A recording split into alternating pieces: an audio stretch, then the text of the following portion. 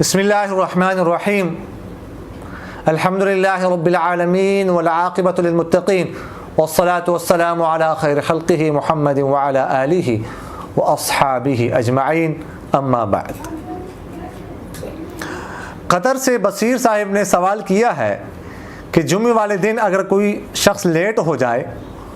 اور جا کر فرض پڑھ لے،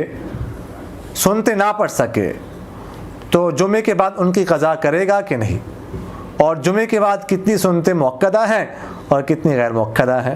اس کے بارے میں بتا دیں۔ جمعے سے پہلے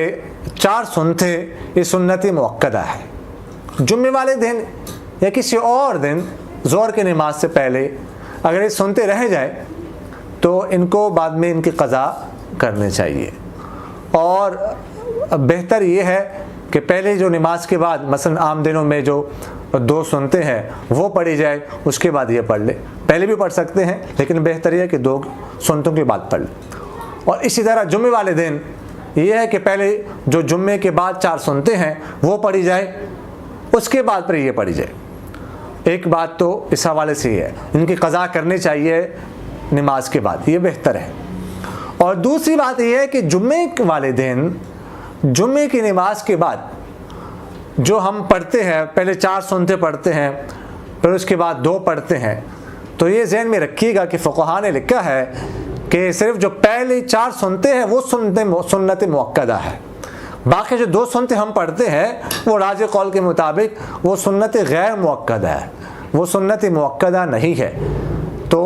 جمعے والے دن پہلے 4 سنت مؤکدہ جو جمعے کی سنتیں ہیں وہ پڑھنے چاہیے،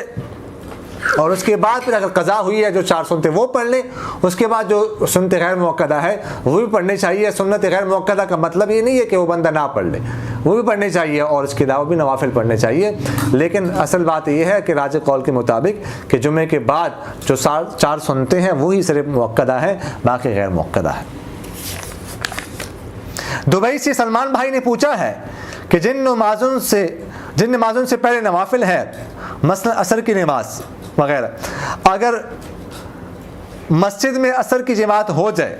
اور کسی نے عصر کی نماز نہ پڑھی ہو تو کیا وہ شخص نماز سے پہلے نوافل پڑھ سکتا ہے، اور عصر کے بعد یعنی عصر کی نماز کے بعد قضا پڑھی جا سکتی ہے؟ یعنی مطلب یہ ہے کہ مسجد میں نماز ہو گئی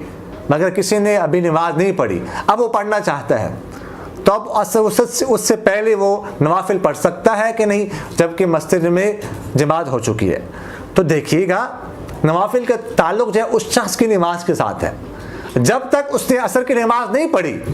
تو وہ نوافل یا سنت غیر مؤکدہ وہ پڑھ سکتا ہے، وہ نوافل پڑھ سکتا ہے۔ البتہ جنہوں نے پڑھ لی وہ پھر عصر کے بعد نوافل نہیں پڑھ سکتے، عصر کے بعد نوافل پڑھنا یہ درست نہیں ہے۔ باقی جس شخص نے نماز نہیں پڑھی اگرچہ مسجد میں ہو چکی ہے تو وہ نوافل پڑھ سکتا ہے، کیونکہ ابھی تک اس نے نماز نہیں پڑھی۔ اور دوسری بات یہ ہے کہ عصر کے بعد قضا نماز پڑھی جا سکتی ہے، عصر کے بعد صرف نوافل نہیں پڑھ سکتے، باقی قضا نماز پڑھنے میں کوئی حرج نہیں ہے، وہ پڑھ سکتے ہیں۔ قطر سے محمد رضوان بھائی نے پوچھا ہے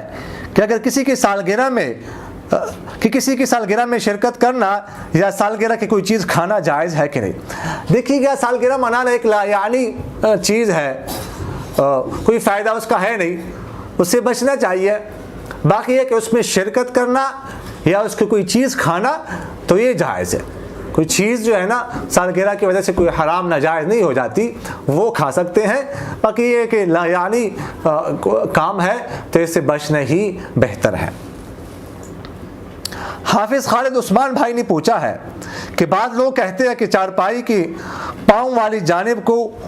اوپر کر کے چارپائی کڑی نہیں کرنی چاہیے بلکہ سر والی جانب اوپر ہونی چاہیے، پاؤں والی جانب اوپر کرنا گناہ ہے، کیا یہ بات درست ہے؟ دیکھیے گا چارپائی جس طرح بھی کڑی کی جائے اس میں کوئی حرج نہیں ہے، بھائی پاؤں والی جانب اوپر ہو جائے